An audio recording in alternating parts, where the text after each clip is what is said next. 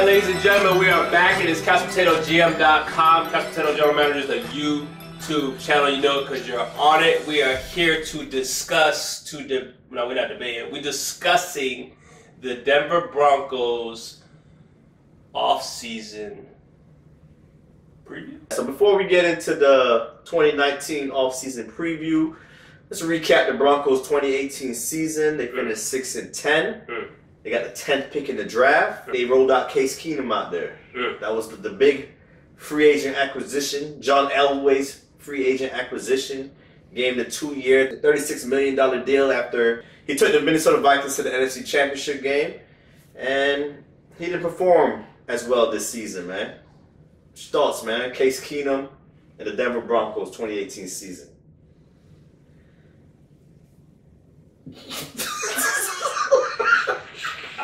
I mean, they found a running game. They found 2 running backs. See, they found him a Phillip Lindsay. They found undrafted. Yeah. They drafted Royce Freeman. That was my guy. I loved him coming out of Oregon. But I don't know. I don't know. Do you know? Because I don't. I'm lost when I look at this football team and the moves that were made. I mean, we continue to draft players and we continue to not put them in successful situations. Bradley Chubb had a hell of a season, but if he's playing in a 4-3, how much better is he playing? Legitimate question. You know what I mean? We drafted DeMarcus Walker. What's he doing right now? Out of position. Okay, so we continue to cycle in these quarterbacks. We keep, what do we call it? How you say it? You trying to throw something at the wall, hopefully it sticks. I mean, John Elway, and frankly, I feel like Peyton Manning fell in your lap. The defense was, you know, it was good defense back in the day, but at this point, I'm starting to question, I've been questioning what it is we're doing here with the Denver Broncos. And to be frank, I think that, you know, him being the guy who brought this team, this organization to Super Bowls, you know, has catapulted him into the position that he is. I don't think he's a good talent evaluator, and I think a lot of times things have just kind of fallen into his lap and he's kind of gone with it. So yeah. It's kind of like the Michael Jordan syndrome, man. It's because you're a great player doesn't make you a great evaluator, talent, or GM, man. You know, that whole conversation, which you just referenced there, you know what I mean? It really has been discussed ad nauseum. And I'm just looking at it from you mentioned it, the talent evaluation standpoint and what has happened since the Broncos had that success under Peyton Manning. They seem to be hitting all the right buttons, and whether some of that kind of fell in his lap or whether or not he made good decisions, you know, it worked out. It worked out during that time frame. Since that, the offense, the roster, the talent on the roster has just continued to dissipate. You know, it's not being replenished. There are just too many misses. Whether it be a Case Keenum last year or the draft pick of Paxton Lynch. Guys that have played minor roles or sub-package roles who are now expected to be starters aren't holding up their end of the bargain as starters. And that goes back to Elway. As far as Keenum is concerned, he was bad. He had a great run in Minnesota and he didn't play well this past season. Now, you know, of course, there's some mitigating factors, but certainly he didn't play up to, I believe, ultimately what Elway anticipated. But the thought process was that he was supposed to be a bridge to maybe a young franchise quarterback. Now, apparently, now, as we all know, the Broncos, John Elway has traded for Joe Flacco.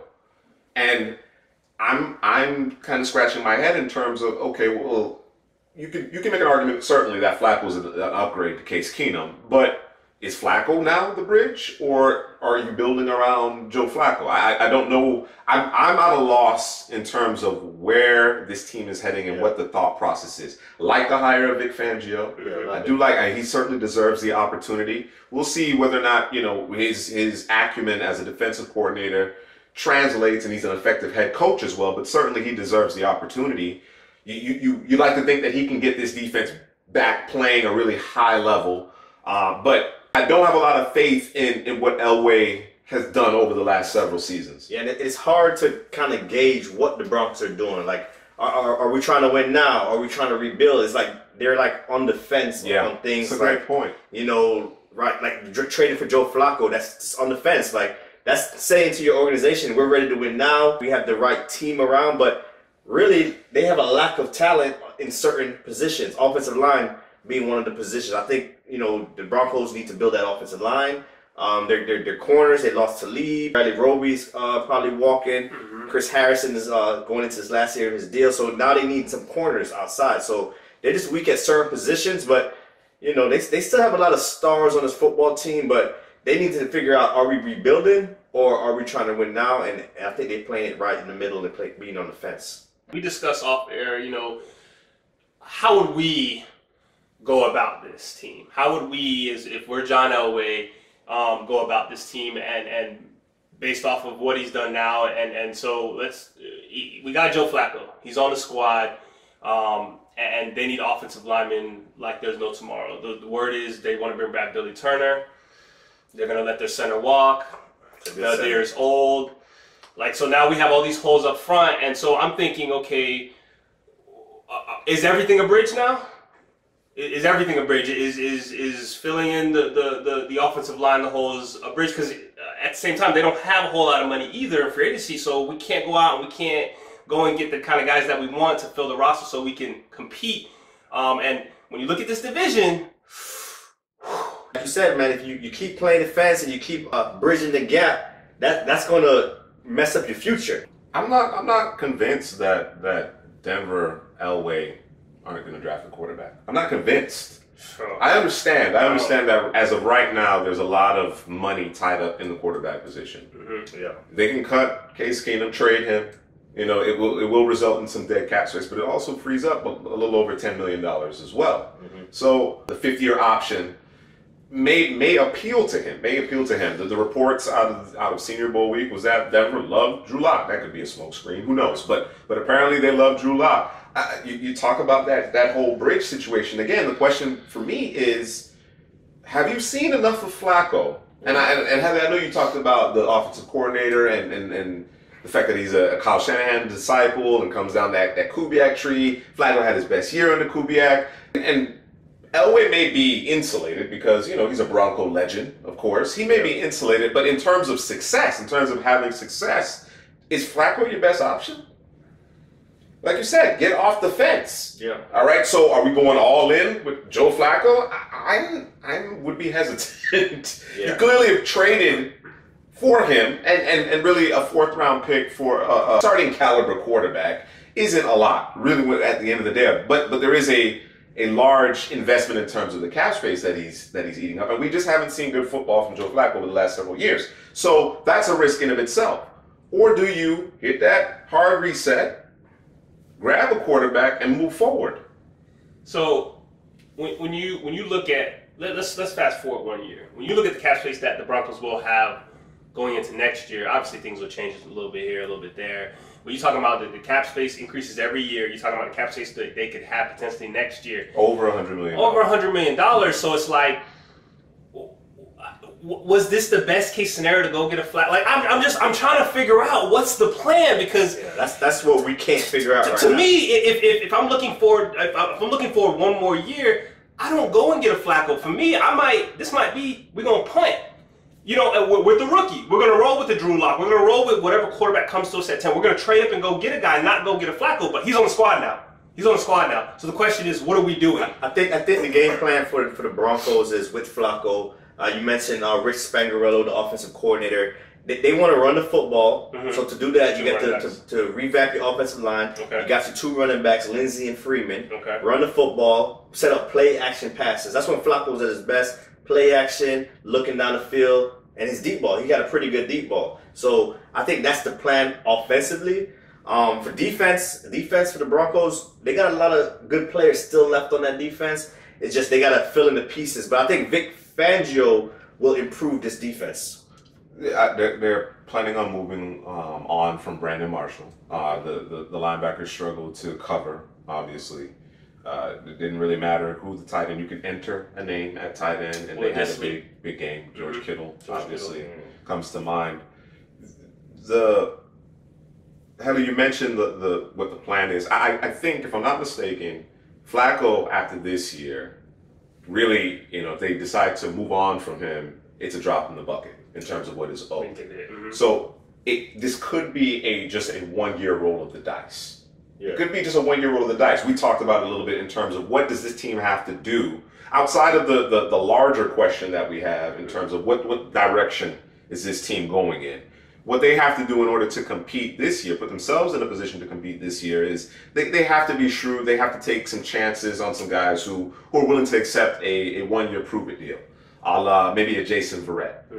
Obviously in the AFC West, they have a need at corner. Verrett hasn't been able to stay healthy, but when healthy, really performed at a high level. He's not going to get a big offer, obviously, or a long-term opportunity. So you bring him in on a 1 year deal, see what he can do opposite Chris Harris. The same could be thought of his teammate, Denzel Perriman. Again, struggled with injuries. They have a need at inside linebacker. He makes that defense better in terms of the run defense, and he's an improvement, believe it or not, in terms of pass defense to a Brandon Marshall. Maybe you bring him in on a prove it deal just to kind of address some of the needs, some of the immediate needs in 2019. And then, like you said, in 2020, maybe the picture becomes a little clearer. All right, Flacco has something in the tank. All right, let's continue to build around Flacco. Or pull the plug on Flacco. Let's get that young quarterback in there, whether they draft him this year, next year, whatever the case may be. But I certainly hope this team, John Elway in particular, has a plan or a contingency plan. You know what I mean? Like there's a blue pill and a red pill kind of situation here. Yeah. You know what I mean? So with all that being said, and placing an emphasis on the 2019 year, what are you trying to accomplish in the draft, Drew? What would you do at number 10? If you're telling me the Iowa tight end T.J. Hawkinson is a George Kittle type and he's being pushed hard with some of these draft nicks, I'm going him. But if he's not that guy, then I'm going to draft me a tackle, right tackle. We got to cover up where the void that Veldier's he's leaving.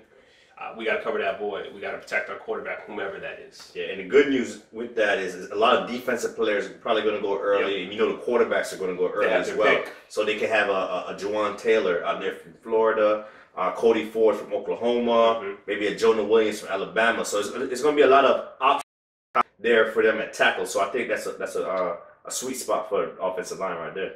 This is an unlikely scenario. But I do want to pose that because I'm interested to hear what your collective thoughts are. Quarterback one right now? Kyler Murray. Okay. Kyler Murray, man. That was synchronized. See how we did that? I like it. Yeah. Kyler Murray's on the board at number 10. What you gonna do? I'm getting Kyler Murray. What you gonna do? That's easy for me. Yeah, you got to go Kyler Murray, quarterback one, and draft him.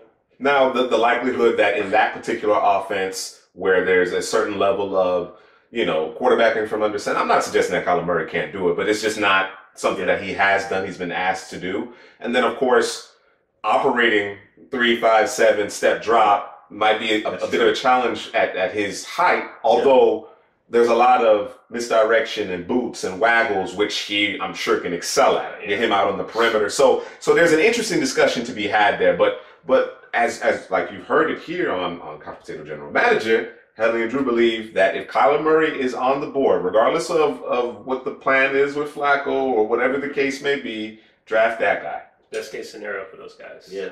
Best case scenario. I like it, man. But you bring up a good point that the scheme it may not necessarily fit. It may not necessarily fit. I mean, he's a talent, man. You got to kind of develop. You build around him. You build around him. A first-time play caller, for all intents and purposes, may not necessarily be the guy. Or maybe he is the next Sean McVay or whatever the case may be. So who knows? Tell us what your plan is. What is Elway doing? How do you feel about Elway? Exactly. How do you feel about Elway? How do you feel about the Joe Flacco trade, too? I want to know your thoughts on the Flacco trade and where is this team going? What direction this team is going also. Thank you, man, for listening, man. Please like, comment, and subscribe, man.